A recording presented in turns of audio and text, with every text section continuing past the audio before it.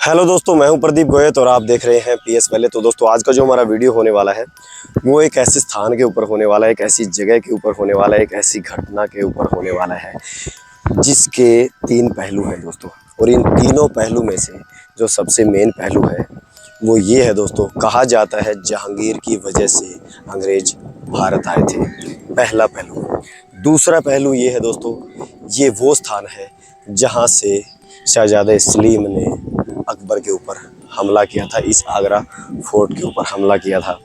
और दोस्तों, तीसरा पहलू ये है, कहा जाता है पहली बार समुद्री जहाज से आगरा फोर्ट पर तोपें दागी गई थी। और ये तोपें कहाँ से आई थी, तो ये पूरा का पूरा जो आज वीडियो है इन तीन पहलू के ऊपर होने वाला है। तो चलिए शुरू करते हैं।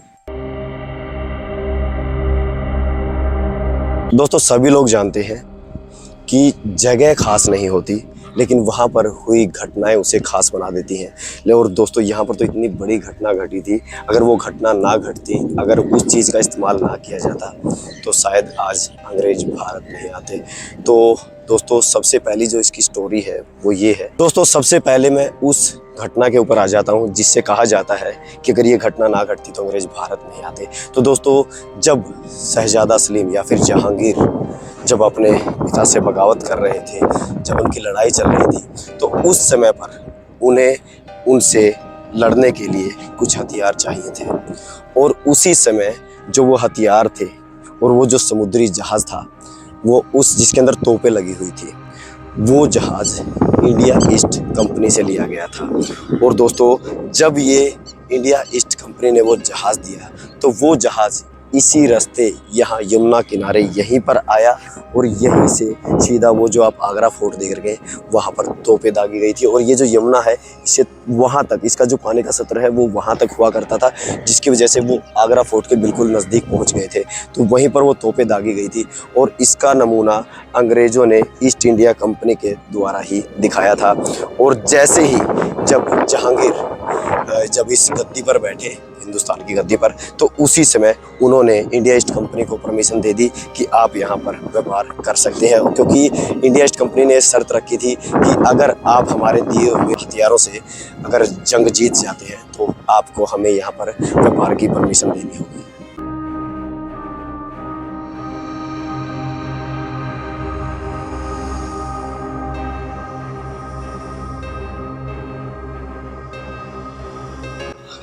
और दोस्तों, इसी यमुना नदी की वजह से सलीम के दिमाग में और इंडिया ईस्ट कंपनी के दिमाग में आइडिया आया था कि इस रास्ते से भी आगरा फोर्ट पर हमला किया जा सकता है। और दोस्तों, इसका प्रमाण वो दीवाने खास है। जी हाँ दोस्तों, वहाँ पर आज भी जो सलीम के द्वारा जो गोले दागे गए थे समुद्री जहाज से, वहाँ पर निशान दिखाई देंगे। और एक गोला वहाँ पर, एक सिंहासन, एक मार्बल का एक पत्थर, एक चबूतरा बना हुआ है जहाँ पर वो गोला गिरा था, आज भी उसका निशान है जिसकी वजह से वो टूट गया था। तो ये सारी चीज़ें हमें दर्शाती कि यहीं से वो हमला किया गया था। और दोस्तों, बहुत कम लोग जानते हैं, जब अकबर की मृत्यु हुई थी तो उस समय पर सिंहासन पर जहांगीर को नहीं बल्कि शाहजहां को बैठाया गया था। तो उस समय जब वो अकबर मर रहे थे तो उन्होंने जब शाहजहां का नाम लिया मरते हुए, लेकिन जो 9 रत्नों में से एक था जिसने वो उनकी बात सुनी थी कान के अंदर बिल्कुल धीरे से, तो उन्होंने शाहजहां का नाम बदलकर जहांगीर कर दिया था, जिसकी वजह से जहांगीर शासन पर बैठ गए थे। और इसका पता शाहजहां को बाद में लग भी गया था।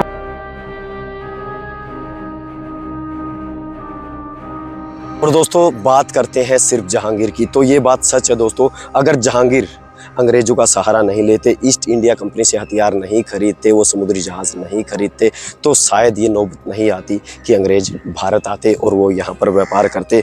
और दोस्तों, ना ही जहांगीर उनको यहाँ पर व्यापार करने की अनुमति देते, तो शायद जो हुआ वो नहीं होता।